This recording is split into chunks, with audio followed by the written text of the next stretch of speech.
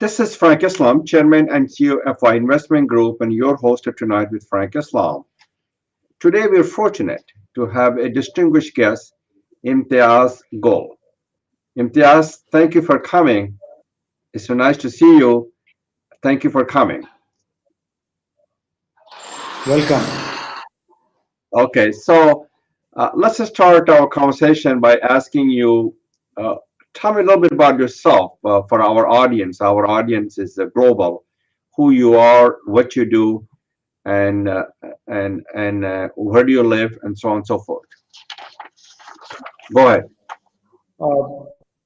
I've been a journalist. I began my career as in 1985 with the German public broadcaster Deutsche Welle. Worked for this network in Germany as well as out of Pakistan for nearly 25 years, and then began uh, my own think tank, Center for Research and Security Studies, in 2008. And ever since, I have combined the two roles as a think tanker as well as a writer. I'm still the editor strategic affairs for one of Pakistan's English language dailies, the Daily Times. Oh, Daily Times, where I publish my column, right? So, Yes.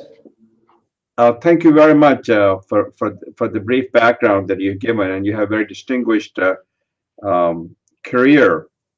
So, I want to start out talking to you about shedding some bright lights on U.S., Pakistan, and Afghanistan relationship. What went wrong? What we hit it? What do we need to do to correct the situation? Well, this has been an unequal relationship between a superpower and a developing country which finds itself in a very strategic geographical location.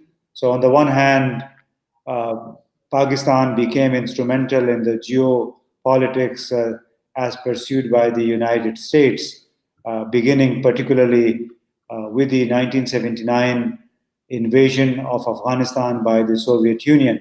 And immediately thereafter, Pakistan became a willing instrument in the US response to the Soviet invasion of Afghanistan.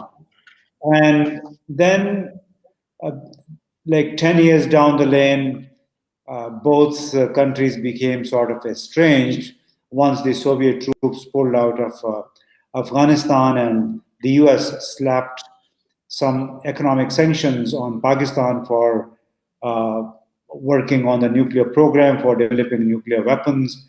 And then another 10 years down the lane, Pakistan again became instrumental in the war against terrorism, which the United States launched against Al Qaeda in Afghanistan. And all along, there have been undue expectations of Pakistan, and I think also by Pakistan as well as by the United States, which basically made this relationship uneven, and it continues to remain bitter, a relationship that is fraught with hostility, I would say, as well as deep suspicion on both sides. So, uh, obviously, you look at the brighter horizon for the U.S.-Pakistan relationship as we move forward.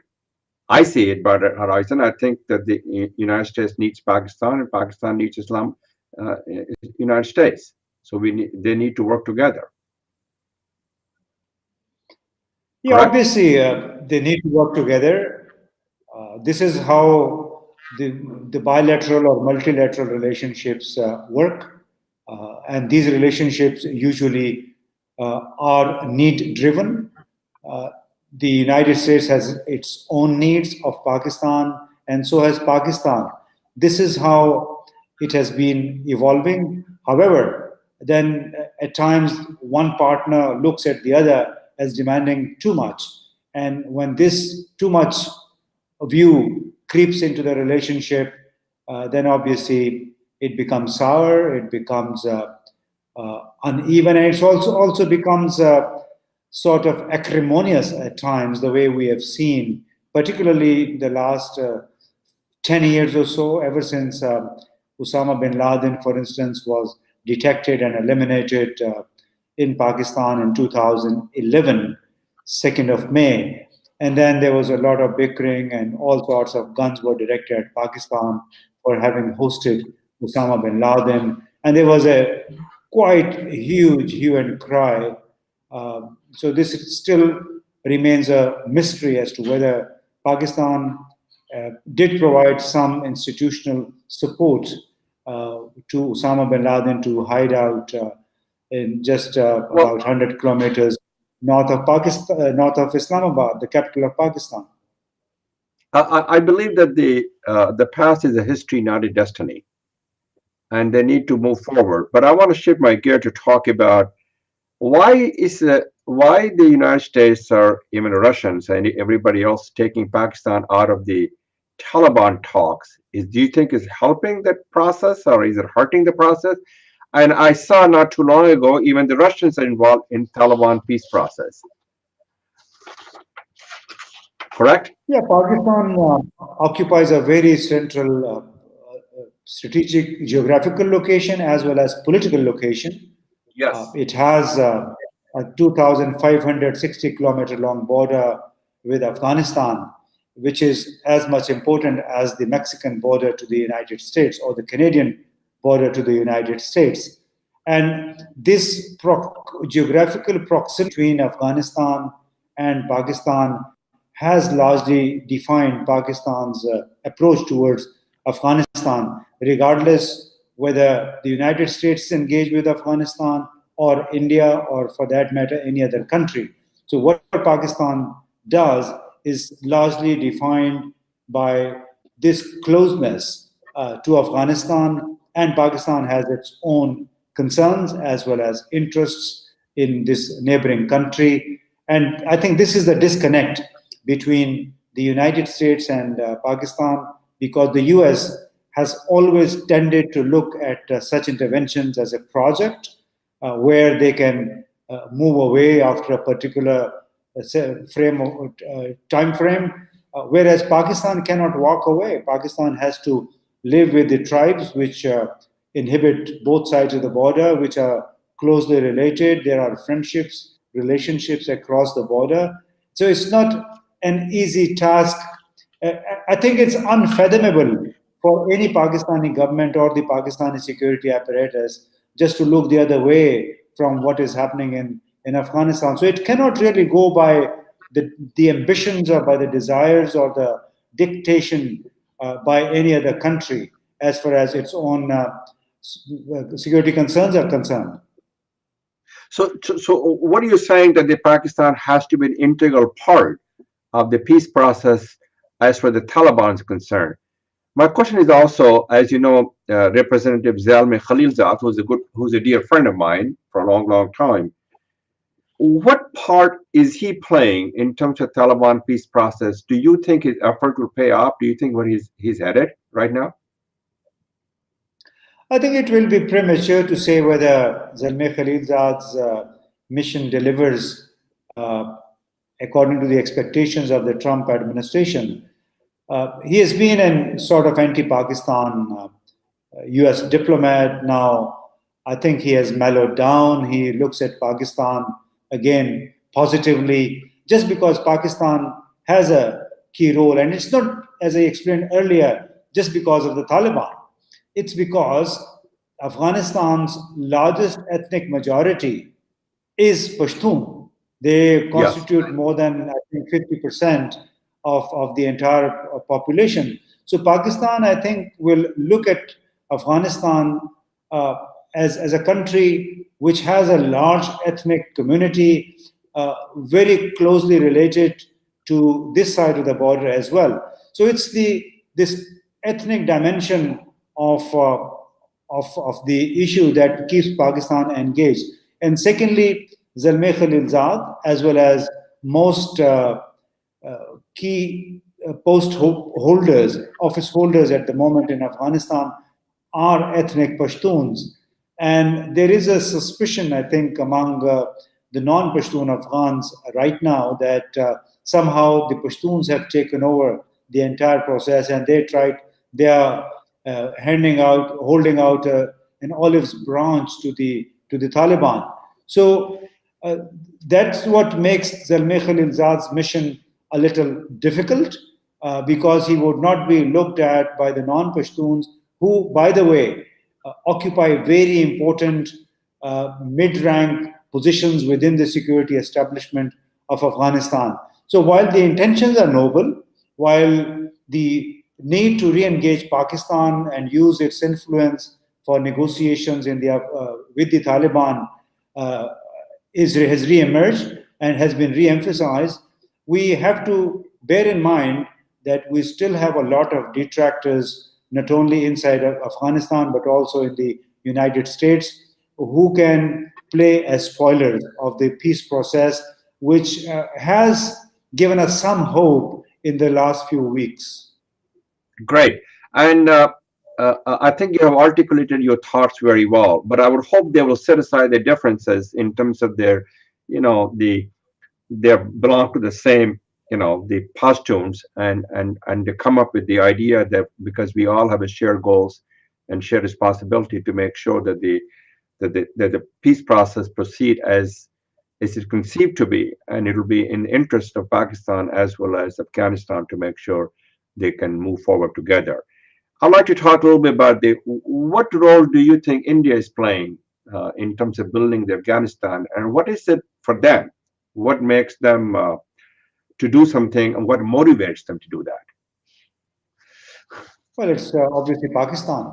They want to have a very safe strategic backyard of Pakistan, where they have their footprint, where they can influence the events across the border. So it's again a geopolitical relationship that India has stitched with Afghanistan together with the United States. I mean, Afghanistan and India are two independent countries. They have all the right to have whatever sort of relationship they want to have.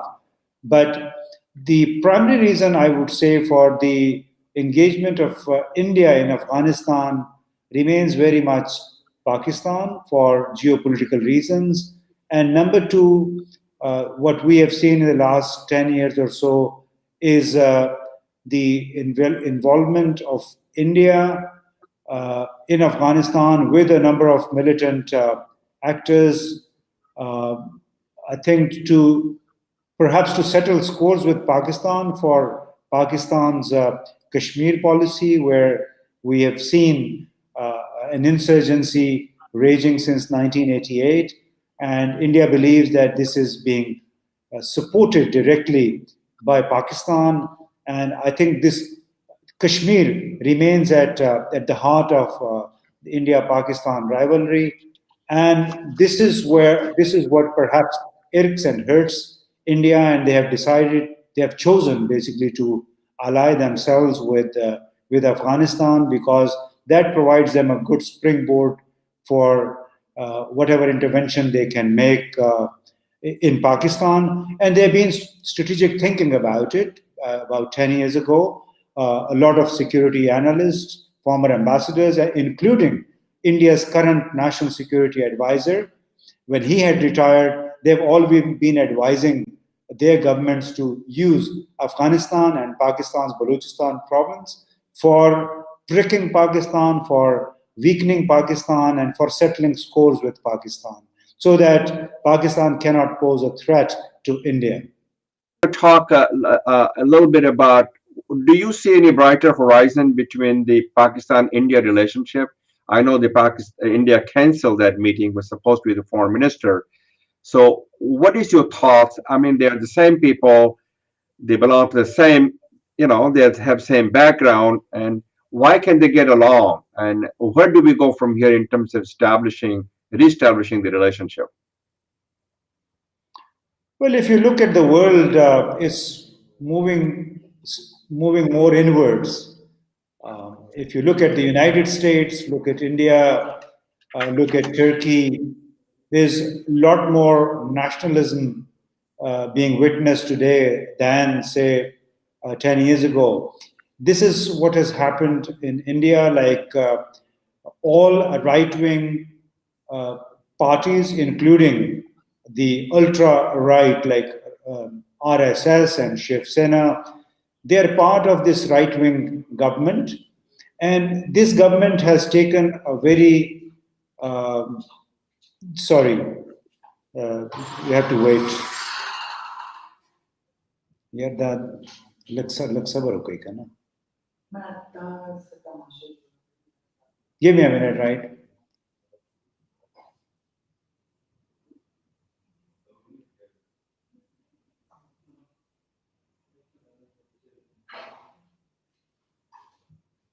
Yeah, banda kada Simba Valashi danda ka. Then Simba naste kana.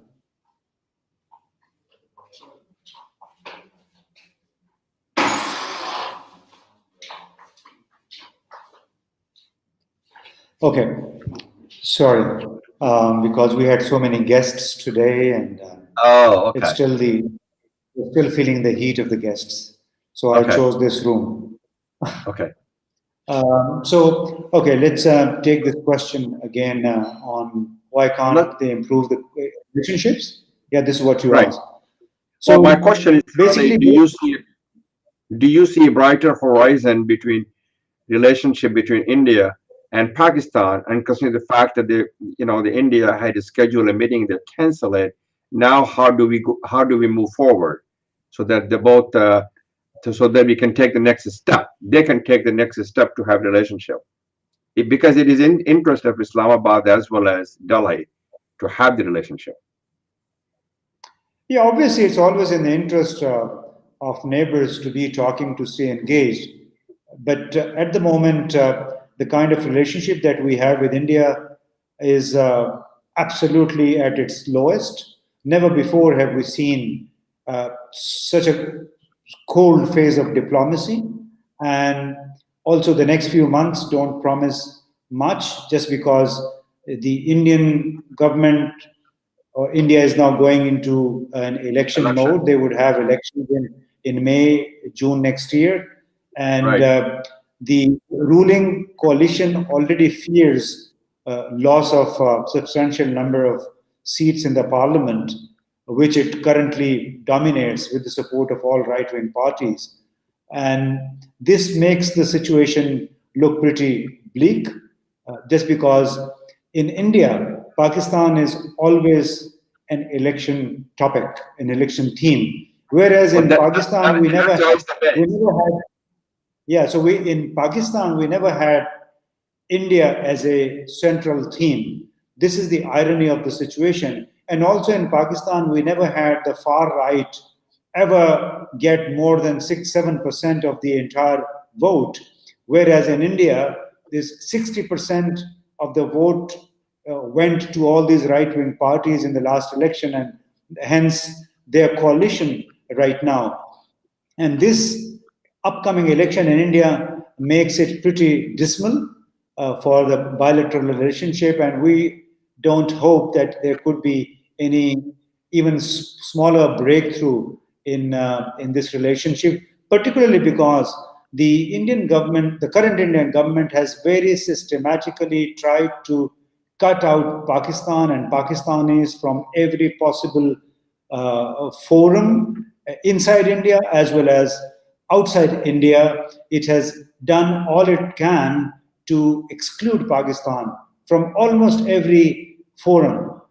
It has not given visas, for instance, to sportsmen, to artists, and now practically somebody from the Indian diplomatic circles told me that right now it's practically zero visa regime for Pakistan, which basically shows this hostile mood in which we find the current Indian government, and this is what makes us quite pretty pessimistic. So you don't really see any brighter horizon even after the election outcome, which is in May or June, unless the things substantially change in terms of the formation of the government. Correct? You know, you can hope for brighter horizons only when you see positive vibes coming out of the respective capitals. But at the moment, there isn't any single positive vibe coming out of New Delhi, and all will depend on the complexion of the future government, whether the BJP can retain its hold on the parliament, and whether it then recalibrates whether it reviews its posturing vis-a-vis Pakistan. I would say that if BJP managed to win election with good majority, perhaps it would deem it better to review its policy and extend the hand for re-engagement. What is your thoughts on the Modi government embracing the Hindu nationalism and attacking in terms of the faith and religion, and also the mob lynching which is going on against the Muslims? What's your thought on that? Well, it has Attack been on one quite side, disturbing. it is. It has been quite disturbing, I think, for everybody, whether here in Pakistan or elsewhere, particularly in Europe, where faith is totally considered as an exclusively individual's domain and an individual's right. So where politics has nothing to do basically with religion. But what we have seen in India is the deployment of faith as an instrument of policy against all the non-Hindu minorities, whether they are Muslims or Christians or Sikhs. And this has made the Indian political landscape actually extremely dangerous. And this is evident also from the media as well as other branches of intelligentsia, including the academia, where a lot of leading people have turned basically into conformists just for fear of reprisals. I think there are a number of Indian writers who have been writing about how the Indian secular political pendulum has moved rightwards and injected a lot of fear into the minds of other citizens just because this was a democracy which was touted as secular. And I think a lot of Indians, the majority of Indians, took pride in being part of a secular democracy. But that modicum of secularism, I think, has been blown away and has been replaced by ultra right wing, no, right wing politics, which basically looking more inwards. And that when you start looking inwards, that means you start otherizing the outsiders, whether it's the non-Hindus or whether it's the people across the borders. Well, let me say my personal view on this thing. First of all, attack on one faith is attack on all faith. Today, the Muslims or the minorities are victim. Tomorrow, somebody else will be the victim. When we tear apart the harmonious fabric of of India, it will backfire them. So people should not be discriminated because of their faith. They should not be confronted to hostility and a prejudice, because India needs to understand that if you give them the economic mobility and inclusive opportunity to the 200 million Muslims and 200 million Dalits and the Christians, if they succeed, India succeed and the world succeed.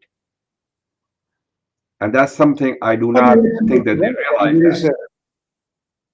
Go ahead. I mean, this is absolutely right. There are no two opinions about it.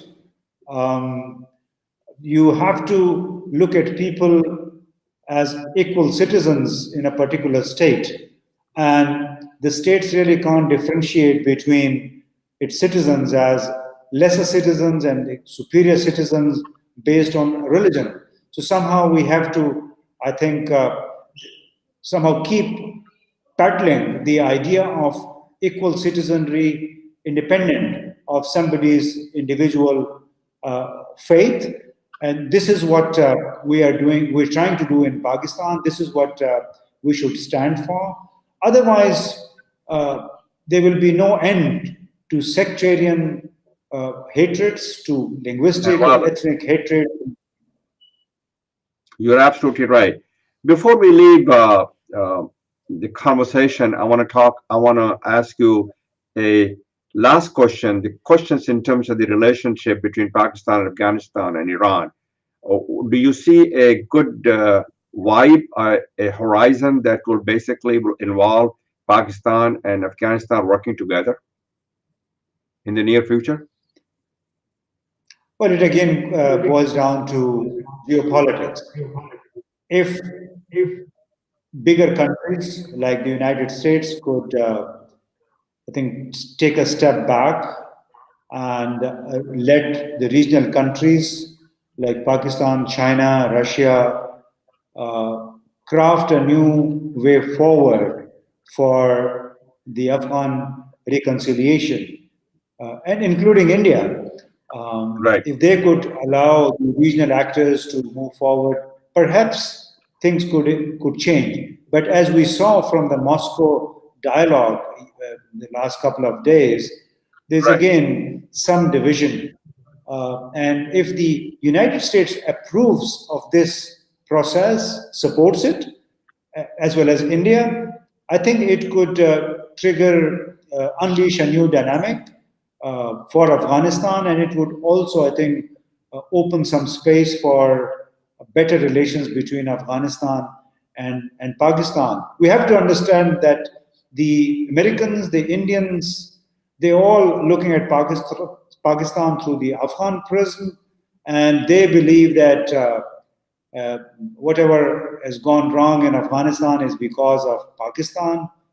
And as long as they stick to this belief, I don't think there'll be much change in the situation as far as Afghanistan is concerned.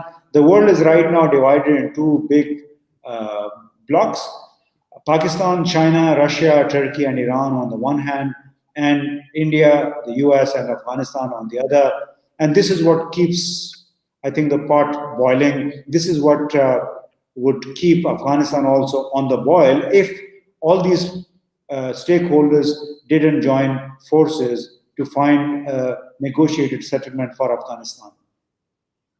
well, thank you very much, Imtiaz, for your conversation, and you have a very uh, a view that I think that will be shared by the wider audience all over the world. So thank you very much for your time. Thank you for your leadership.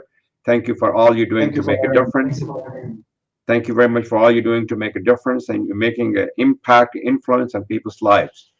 This is Frank Islam wishing you a great week, and thank you for watching.